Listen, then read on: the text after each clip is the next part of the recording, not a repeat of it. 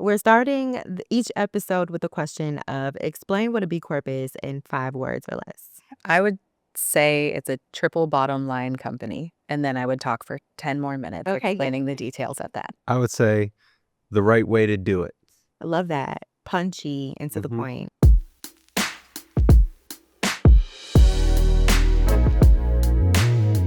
Welcome back to another episode of Get Down to Business, a B Corp podcast where we're taking you inside the B Corp movement one conversation at a time. I'm your host, Lauren Everett, and in this series, we're breaking down what it means to be a B Corp, why it matters, and how companies are putting purpose alongside profit.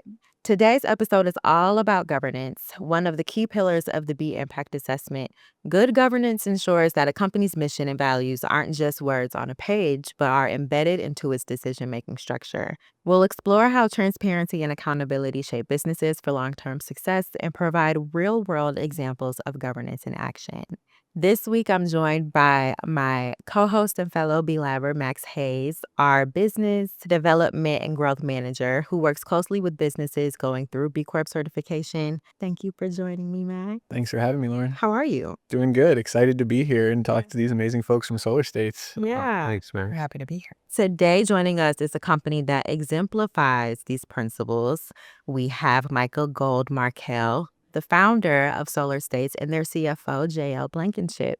The company has been focused on using solar energy as a tool for sustainability, economic development, and workforce training. Solar States has installed solar projects on homes, schools, and businesses across Philadelphia while also training the next generation of green energy workers. Welcome, Micah and Jael. Oh, thank you. Thank you. It's good to have For you. having us. Yeah. Tell us how long you've been a B Corp and how you found your way to the B Corp movement. Oh boy, it's been a while now. That's when was our first certification? I believe Yeah. 2013. 2013. So it's 2025 now. I mean, we were fairly early on, and I remember as being a part of the Sustainable Business Network of Greater Philadelphia. Shout out to my good friend Judy Wicks.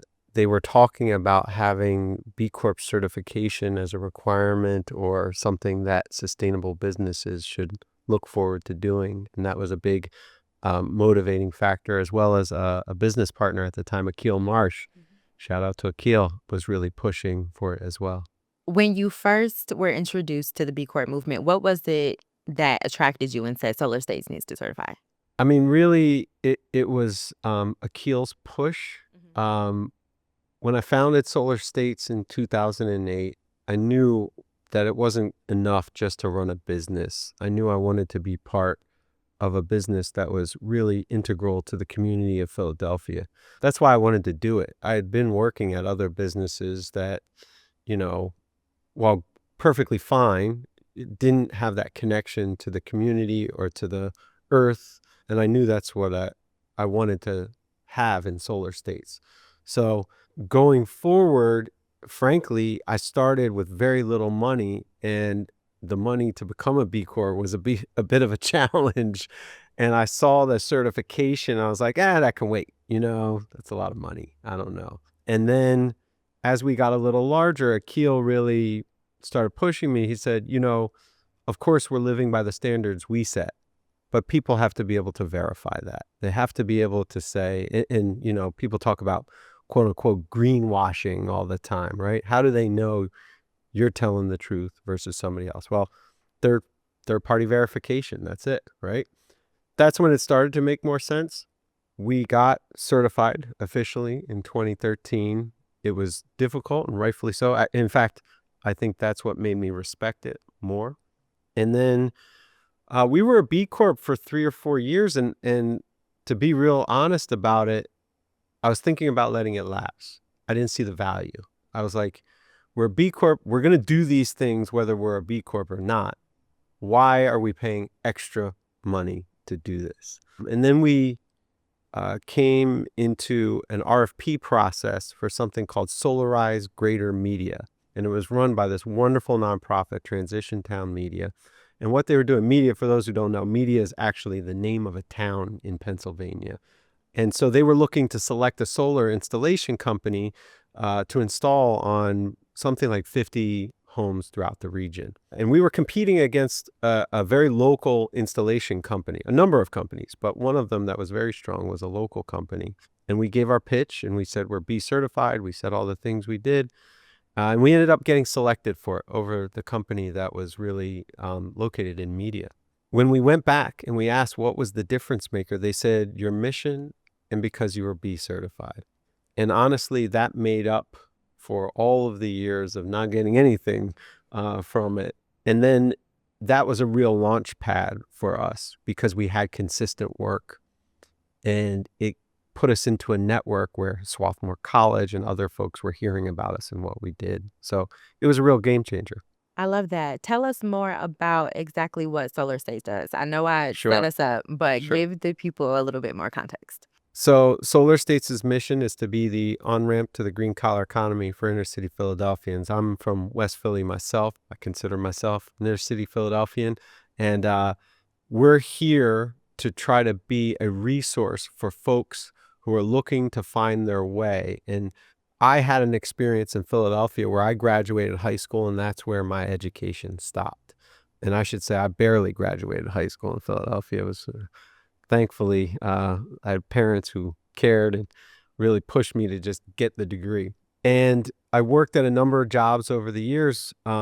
And then I saw Van Jones give a speech. And Van Jones is just an incredible person. He wrote an incredible book called The Green Collar Economy. And in it, he said things like, this is not just a nice thing, it's a necessary thing. And the green wave can lift all boats. But he really pressed on me, because I got to speak with him, how environmentalism had been the realm of the wealthy. And that if we were going to really benefit from this change in our economy, we had to involve everyone. We had to have everybody contributing.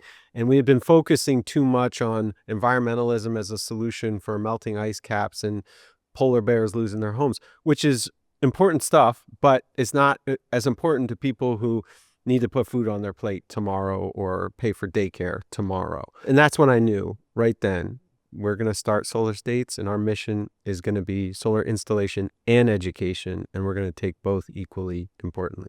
Beautiful. Thank you. Yeah, I love hearing the backstory behind that, Micah, and the initial drive that got you interested in it. We often say that B Corp certification helps folks differentiate between companies that have good marketing versus companies that are actually doing good. And it's great to hear how that third-party verification gave you access to these opportunities you might not have had otherwise. And so I love hearing those examples. And so another big part about becoming a B Corp is obviously it's a rigorous process, and governance plays a critical role. All B Corps need to expand their fiduciary duties to legally allow them to consider more than just profit when making business decisions. And so I'm wondering if you could walk us through what the certification process looked like for Solar States and maybe touch a little bit on the legal requirement. For me, I remember the initial challenge was paying a living wage. And that, to me, actually speaks to the essence of what it should mean to be a B Corp, that we're not just here to pay people for work or provide whatever benefits, but really we're here to do what's right for our communities. And in order for us to have healthy communities, we have to have healthcare. We have to have living wages. We have to have retirement plans. And we really jumped on that stuff pretty early. And it was nice to see that the B Corp reinforced those requirements as part of being a B Corp. So, I mean, in terms of the recertification process, what have you seen as the challenges? Well, I think the original certification, Micah's the majority owner LLC, so it made it a little easier to change the bylaws as required. It was already built into the company ethos, and so we hit that mark pretty easily. That's not the hardest thing about the certification for us personally. I think, we learn a little bit more about better ways to run our business every time we've recertified. We've done 3 recertifications and another one this year coming up. And so every single time we're putting in new policies, we're putting in new reports, we're tracking new metrics for the company. And I think that that's been really helpful rather than just saying this is what we do or knowing that this is what we do, really proving that this is what we do. And so had to professionalize us a little bit in the beginning. When I started, we were very, very small. And since we've grown, it's really helped us to add structure and be organized about the whole thing. that kind of roadmap that certification can provide. I love that. Yeah, we've heard from a number of B Corps on this podcast, and I think in our day-to-day work, that one of the maybe major hurdles for them was documentation. Yes. And as I have been saying, coming with receipts, of being able to prove what it is that you do. So I'm curious if that, or perhaps something else, was either challenging or surprising as you were going through your initial certification. Yeah, I mean, it's definitely challenging, and it's a challenge that we have to overcome every time we recertify. Because, you get distracted. You're not tracking your carbon every month. You're not tracking everything every month. And we've definitely lost some points on the assessment because we didn't have the paperwork, the receipts. Yeah. The receipt. It's funny you say receipts because like one of the things Jael really reminds me of is the recycling receipts. We recycle our scrap metal, and like of course we do. It's the right thing to do. You can actually, for copper, we work with wire a lot, so there's a lot of copper, so there's some money in it too. And I always was forgetting the receipts, and Jael was like, "We need the receipts for recertification." So literally, you need the receipt. Yeah, give me the receipt. So it helped us to be a little bit more organized about that piece of it, for sure. And definitely more pieces of it. He just doesn't remember them. Fair. Yeah. Well, I'm curious to know, because I would like to dig into what is it like when you go up for recertification, you lose points. What does that challenge you to do for the next time? Be more organized and create a larger group. I think the first 2 recertifications I did pretty much alone, and like calling Micah when I didn't quite know the answer to something, because the first one I did very soon after I started the That's company. right. And it taught me so much about solar states, but it was such a struggle. But it just teaches us to be better next time and to put more structure in place and get more people involved, so you have the buy-in for other people to track things as well. Instead of just having one person at the company who's your beekeeper, you need a team of people who are deeply invested in not only what we're doing and why we're doing it, but enough to keep track of a spreadsheet as well. And I think there's sort of levels to things, right? Like as we were growing or maturing as a company, right? At first it was do the right things. Just focus on that. You know what I mean? And of course, that's an ongoing process. You always got to remind people to focus on, keep the main thing. But then there was this other step of, okay, document the right thing now. Keep the receipts. Understand the processes. And so that when we go and we say, we do these things, if somebody says, no, you don't, you can come back to them and say, here's the proof. So, I think it's part of maturing as a business to be able to do that. And I think it sort of also speaks to what is the right size to become a B Corp. And that's something we struggled with really early on. Like I said, first couple of years, I think it was hard, not only financially, but to think about having the resources. I'm on a roof installing solar all day, every day, right? I mean, like the last thing I want to do is go home and be like, all right, now where are my receipts, and, find all this stuff. So you have to have the capacity in some respects too. You have to carve that out and make sure you're thinking about that part intentionally. Yeah, I know another big part of the B Corp movement is that spirit of continuous improvement. And oftentimes, if you're not benchmarking, if you're not tracking, how do you know if you're really progressing in those areas that mean the most to you? I know Solar States has a strong workforce development program, and tracking those outcomes is not something that just comes organically. You have to be very intentional about it. And so I'd be curious to hear about how that spirit of continuous improvement, each recertification, our standards get a bit more stringent, the bar gets higher. I'm curious how that's kind of affected y'all's ways of working, or how you think about your business between those certification cycles. Well, I think, like Micah said in the beginning, it was very much do the right thing, make the right choices. That is it's not easy at all, but it's easier to show it than to teach it. And so through that understanding of the company culture, and then the B Corp recertifications that we've done, we have to write all these policies down and document it. And that isn't just for B Corp recertification. It's also to teach everybody who joins the company as we grow to understand that, like, this is in our handbook. We take this very seriously, and every single policy that's been written in there has our company values in mind. And so it's just woven throughout everything we do, from interviews where we talk about B Corps, ask them if they know what it is and that they understand what it is and why it's important to us, all the way through somebody's career at Solar States. But also in terms of like raising the standards, funny enough, I think the Best for the World awards actually motivated me. When we first got one, I was like, all right, well, why aren't we getting it in other categories? Like, do we, you know what I mean? And so that sort of ethos of constant improvement, first off, there was an award, there was something that was tangible that we could hang our hats on and be like, yeah, we're the best at that. You know what I'm saying? That always feels good. But it also challenges you to say, why aren't we the best at the other things too? That's what I love about the entrepreneurial spirit. There's always that higher goal, that next thing to be achieved. I would love to transition us into governance. Max and I were talking about it just a little bit before we got in front of the mics. And I think for us, it's not something that we talk about enough. It doesn't feel sexy. It feels kind of in the weeds, but it's a major component of certification. So I would love for us to talk about how, or rather the steps that you've taken to ensure transparency and accountability in decision making. I love that you said, Jael, that it's written down, it's in policies, it's in onboarding, but what does the transparency look like when it comes to decision making? I think we try to be very transparent. Yeah. We do have regular entire company meetings where we're sharing the state of our financials and our plans for the next, 3 to 6 months, and how we got to wherever we are, whether it's in a good place or a bad place. It's equally as important to share both situations, and we've been in both situations. Oh, yes.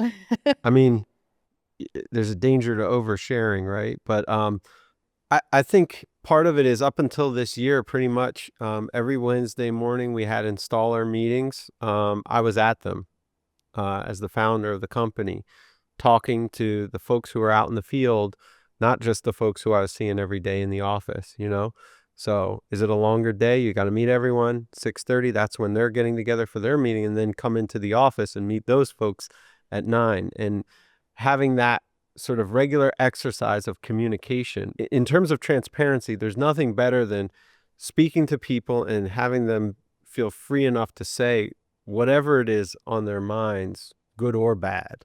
Is it always justified? No. Is it sometimes justified? Absolutely. And you got to be able to talk about that. But I think another area that was very tricky for us is compensation, compensation transparency. And again, up until a few years ago, I was of the belief everybody knows everybody's salary here. And that doesn't scale so well. Turns out it creates some problems that I didn't anticipate as a result of that. And not necessarily with, say, like me as the founder's salary, but it was more, this person next to me is making more than me and I feel like I do more than them here, or, issues like that. And so one of the ways that we tried to keep the transparency with, what people are getting paid was telling people, first off, nobody's making here more than 3x the lowest employee, 3-4x, like that's our limit. We're not trying to be a company where, the top is exorbitantly paid and everybody else is not. Secondly, we're going to discuss salaries in terms of levels instead of exact salary. So it forced us to say, okay, there's junior installer, lead installer. These are the salary ranges for those roles. Now everybody knows, and they sit in those ranges, and it's transparent, but it's not violating people's personal privacy in terms of what my exact compensation is. Yeah. And I think in a situation that's void of transparency, people make assumptions that are wrong. And we found that, especially like regarding pay, before we told them that this wasn't the case, people assumed that the office folks were making a ton more than the field folks. That's always a big, conflict is too strong a word, but it's a pressure point. With folks out on the roofs every day and the folks behind the computers every day. But they just assumed that the pay was very different, that Micah's a bajillionaire. And that's just, not the case. In my dreams, I do well. Maybe one day. And that's just not the case. And so the transparency really set the expectations to where we wanted them to be. Yeah. What difference does employee buy-in make? Oh, I think it's reflected in company culture. The flip side of transparency is when you're like, hey, we're in a financial bind, like we got to lock together, is the whole company feels that. Like there's just this like heaviness to work sometimes when you're in a tight spot and you got to get out of it. But the flip side of it is, if and when you do get out of it, everybody's like, I was a part of that. So you rise and you fall together. And I think that that's a powerful thing. Do people come in and they have a bad day just for no, reason that has to do with work? Absolutely. We're all human beings, but we all spend a lot of time at work, and understanding and being in lockstep with the feelings of your coworkers is often how you're going to feel when you go home. You're going to bring that elsewhere into your community. And so I think when people feel like they understand what's going on around them, and there's transparency such that they feel like they're being treated the right way, then that sort of reflects into other areas of their lives. Yeah. I think having a strong company culture is more important than having the strongest business strategy, because it's the people that are doing it, and they're going to put so much more effort into it if you're investing in them too. I love to hear that. And, I've heard y'all talk a lot about how you've formalized policies, you've been transparent with your employees, you really bring them into the fold of what it means to be a B Corp, your mission, your values. But I'm curious, B Corp certification is holistic. We're looking at more than just that employee side. And so I'm curious, how do you guys communicate your B Corp status to your customers, your community members, those other folks who touch your organization? Well, like I said, with Solarize Greater Media, it was a huge thing to overcome a local competitor because we were a B Corp. So we had that in our presentation deck. And frankly, we lead with that. It's one of the most effective things that I think B Corp did, was to try to brand the B seal, that B with a circle around it. In fact, if I'm going to be critical, I would love to see B Corp put a major push. Like, I think that's everything, because people make decisions based on branding. That's why Nike defends the swoosh. That's why Apple defends their Apple logo. Everybody understands that a brand is a promise. It's a promise of something. And B Corp, when they see that, and I look for it, frankly, when I'm buying soap or whatever it is at the store, if I see two things and one's a B Corp, I have my hair done nice today. I think I got a little anti-frizz thing from a B Corp at Target. It was awesome. And so, having that logo, and I think making sure that people understand what it means, is one of the most important things out there. And so that's what we do, is we try to lead with the B Corp logo on what we present to customers. I love that. Yeah, the solar and energy space is complicated, and there are some great companies in the industry, and there are some not so great companies in the industry. And so having that certification and differentiation has been really, really important for us to prove that we walk the walk. Yeah.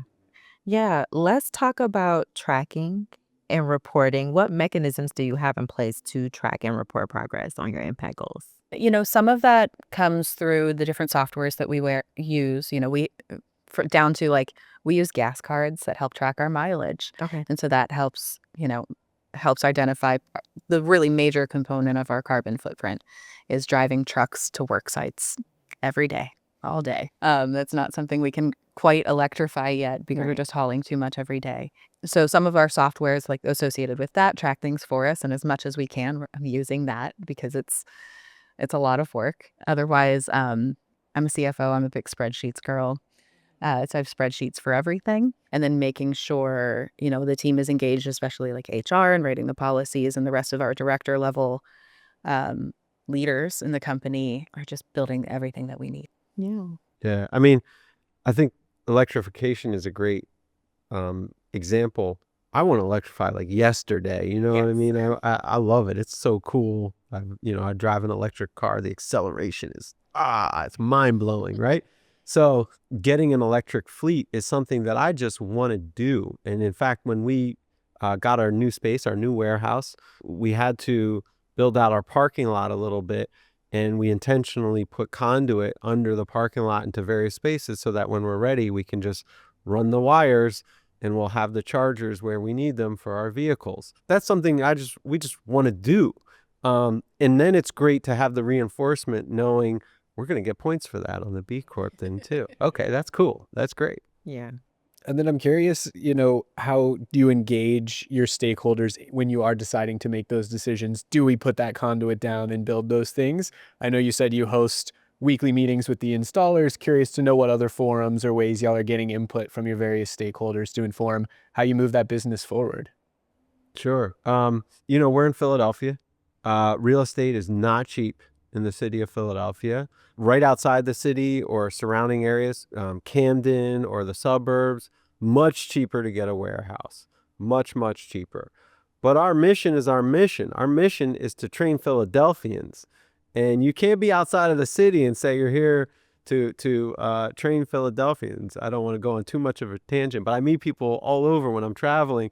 I say, I'm from Philly. They're like, oh, yeah, me too. Where are you from? Downingtown. I'm like, that's not exactly Philly, but you know what? I got love. We're all part of Philly, right? But for our sake, being in Philly mattered because we had to be accessible to public transportation for folks. We had to be on a line where people could get to us without a car. I mean, obviously, it's environmentally friendly to do that, but also for people who are coming from a background where they don't have much money, getting there is half the battle, So it was really critical to be located in a space that was accessible. And so it became a no-brainer to say, you know what, we're going to spend more money, but we got to be in Philadelphia. We got to be accessible to the folks who we're looking to serve. I'm curious to know, as you reflect on your B Corp certification, your journey, especially going through multiple recertification cycles, what would be your key takeaways for other companies seeking to become a B Corp? I think that you're not alone, that B Lab isn't there to judge you and then throw you back out into the world, that there are so many resources that if you just tap them, they can help you through the whole process, help you improve in your off time between recertifications, and really build your company in a way that's strong and sustainable. Yeah, I mean, definitely thinking about timing and, okay, what are we looking to accomplish with the company? And then what is the right time to say, okay, we need third-party verification to say, yeah, you're doing that. You're doing the things you say you're doing. I don't know because I didn't come at it from this angle, but if you come at it from, I have a business and now I want to go back and try to put into our culture these things that it means to be a B, that sounds really difficult to me. You know what I mean? Like, I don't know how you do that, how you could make such a hard turn. But if you come at it from, yeah, we're going to do the right thing, and now we got to think about the timing for being certified for what we do, that's probably the right approach. Right. Okay. And I'm curious to hear what's next for Solar States, especially around the topic of governance. One trend we're seeing in the B Corp movement is more employee ownership, things like that, creative ownership styles. And I'd be curious to hear what's next for Solar States. Not necessarily that topic, but curious if there's anything governance related projects you might be thinking about or working on. Yeah. Well, I with the Be Local folks, I just attended an ESOP or employee-owned company sort of meeting that gave information about that sort of thing. I've got to give a huge shout out to our Amicus Solar Cooperative brothers and sisters. There's Namaste Solar is a cooperatively owned solar installation company, B certified, I believe, out in Colorado, and so is Revision here on the East Coast. They're just an enormous company and employee owned. So I think one day the dream is to turn it over to the employees and to say, okay, let's run with this. It's going to be challenging, but I hope we get there. Micah, Jael, where can people find you? Nowhere. No. We're on rooftops. You'll see us. No. You can find us online at solar-states.com. That's our website. You can find us out and about in Philadelphia. If you're looking at a Final Four tournament game, you might see me on TV flipping out behind the scores table. I love trying to do some renegade marketing. And you can find us, on LinkedIn. I really like that platform as something for businesses to be able to share their message that's out there. And, anywhere where you see renewable energy and people getting training and anything Philadelphia related, we're always around. Shout out Be Local Philly. Yeah, Be Yes. Local Philly. Great organization. Thank you so much for joining us, Max. Thank you for helping me co-host. Of course. Yeah, pleasure talking to y'all. Yeah, if you are interested in B Corp certification, learning more about B Corps, or want to use our free tool, the B Impact Assessment, to measure your company's impact, visit wearebcorps.com, and we'll see you next time. Bye, y'all.